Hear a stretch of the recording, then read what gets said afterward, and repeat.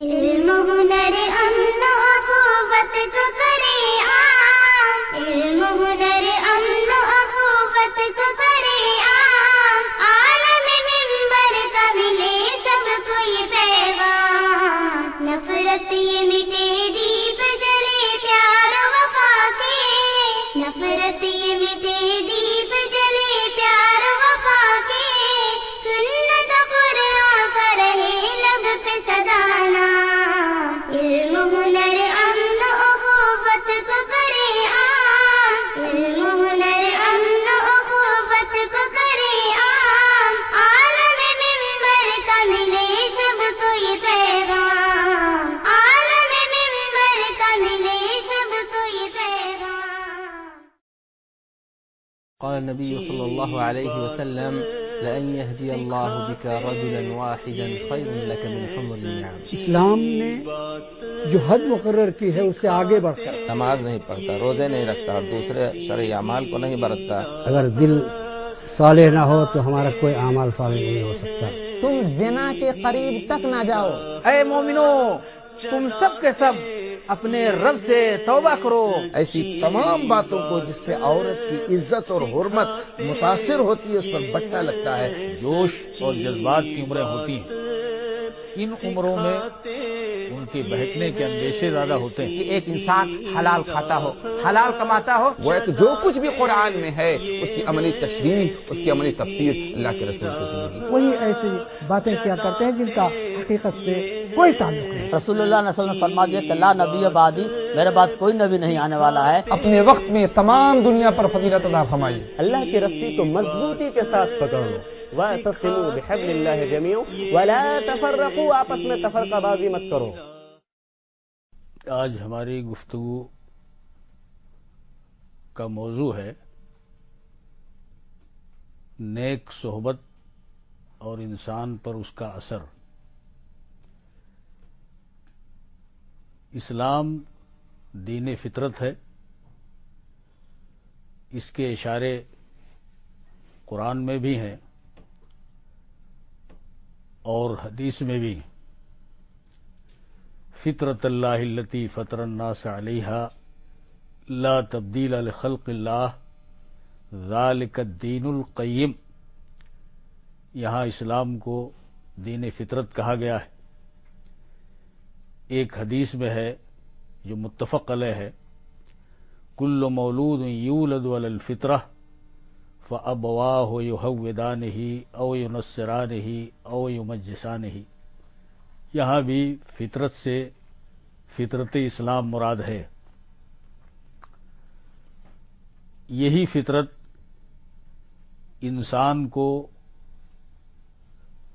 سچے راستے پہ لگاتی ہے، اور فطرت میں بگاڑ آتا ہے تو انسان برے راستے پہ لگ جاتا ہے۔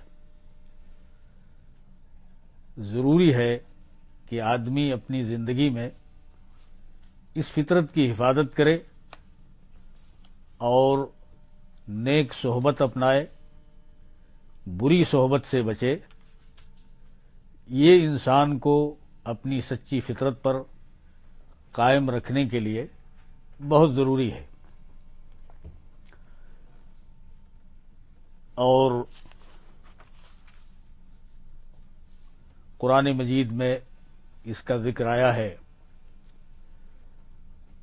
ایک جگہ اللہ تعالی نے فرمایا، یوم یعز الظالم علی یدیہ یقول یا لیتنی اتخذت مع الرسول سبیلا یا ویلتا لیتنی لم اتخذ فلانا خلیلا لقد اضلنی عن الذکر بعد اذ جاءنی وکان الشیطان للانسان خذولا۔ اس دن ظالم افسوس کرے گا، وہ کہے گا کہ کاش میں رسول کی راہ چلا ہوتا، کاش میں فلاں کو دوست نہ بنایا ہوتا جس نے قرآن کی یاد اور میرے پاس آنے جانے کے بعد بھی مجھے اس سے دور کر دیا۔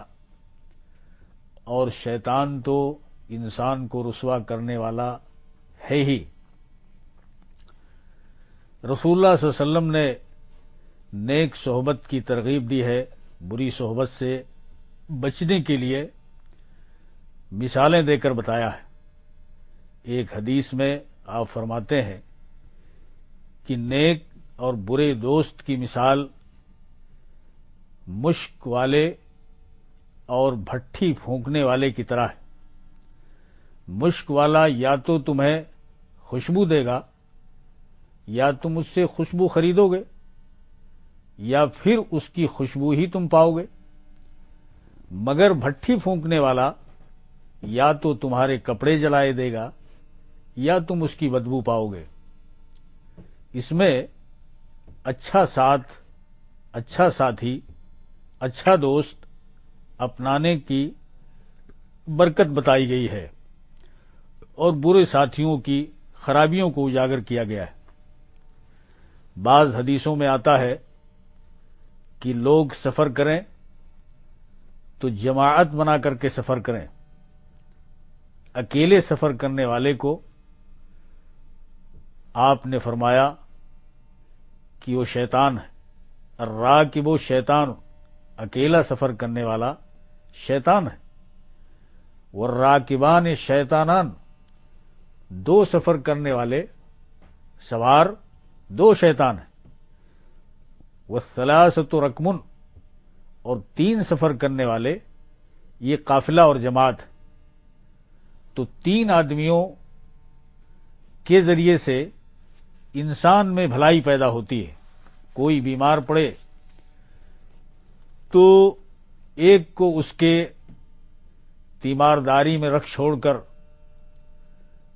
ضرورت کے لیے چلا جائے، سامان رکھائے دو سفر کے لیے نکل جائیں، تو اس طرح کی ضروریات کے موقع پر آدمی کو بھلائی کی راہ اختیار کرنے کے مواقع برابر ملتے رہتے ہیں۔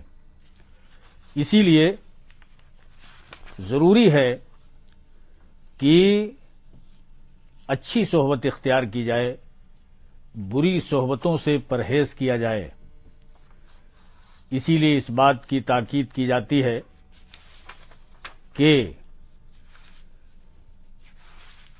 آج کل کے خاصتاً نوجوان جن کی عمریں امنگ کی عمریں ہوتی ہیں، جوش اور جذبات کی عمریں ہوتی ہیں، ان عمروں میں ان کے بہکنے کے اندیشے زیادہ ہوتے ہیں، برے ساتھیوں کے انتخاب کے مواقع ان کے پاس ہوتے ہیں۔ ایسے موقع پر ان کے لیے ضروری ہے اور والدین پر، ماں باپ پر، خاندان اور قبیلے کے لوگوں پر بھی یہ ذمہ داری عائد ہوتی ہے کہ ان کو اچھے دوست اور اچھے ساتھی چننے کے مواقع مہیا کریں، برے ساتھیوں اور برے دوستوں سے ان کو بچانے کی کوشش کریں، اس لیے کہ آنے والی زندگی میں یہی چیز ان کے لیے مفید اور نفع بخش ہوگی اور برائی کے راستے پر چلنے سے وہ گریز کریں گے۔ اور اگر اس عمر میں وہ نہ بچ پائے، اس عمر میں وہ برے ساتھ سے پرہیز نہ کر سکے، تو ایسی صورت میں بعد کی زندگی کے لیے خطرات ہی خطرات ہیں۔ ایسے بچے آگے چل کر اپنے لیے بھی، اپنے خاندان کے لیے بھی، اپنے معاشرے اور سوسائٹی کے لیے بھی، بلکہ اپنے ملک کے لیے بھی خطرناک ثابت ہو سکتے ہیں۔ اس لیے اچھا ساتھ بچوں کو مہیا کرانے کے لیے والدین اور ماں باپ کو بھی پورا تعاون اور مدد دینا چاہیے۔ شریعت کی ہدایتیں اور روشنیاں اس سلسلے میں جو بتائی گئیں وہ ہمارے لیے کافی ہیں۔ اس لیے اب سب سے اخیر میں یہ بات بتائی جاتی ہے کہ ہمارے بچے اور ہمارے نوجوان برے دوستوں سے پرہیز کریں۔ اگر اس قسم کے دوست ان کی زندگی میں ہوں تو ان سے اپنے تعلق کو ختم کریں اور جہاں تک ہو سکے اپنی زندگی کو سدھارنے کی کوشش کریں۔ اس کے مقابلے میں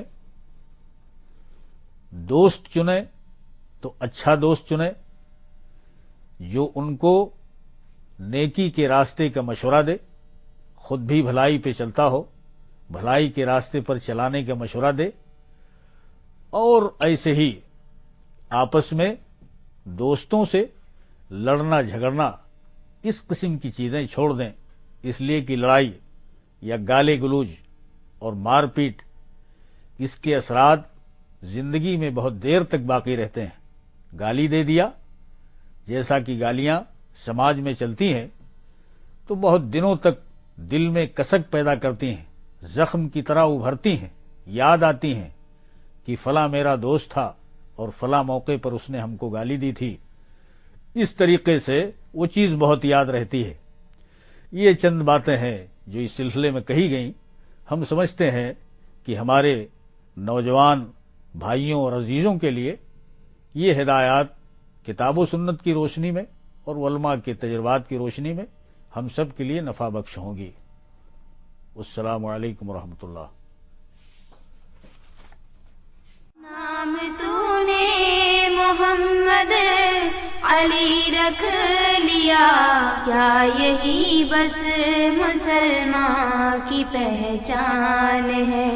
وقت تجھ کو نہیں بندگی کے لیے، وقت تجھ کو نہیں بندگی کے لیے، حق سے غافل ہے تو زندگی کے لیے، بندگی چھوڑ دی زندگی کے لیے، کیا یہی بس مسلمان کی پہچان؟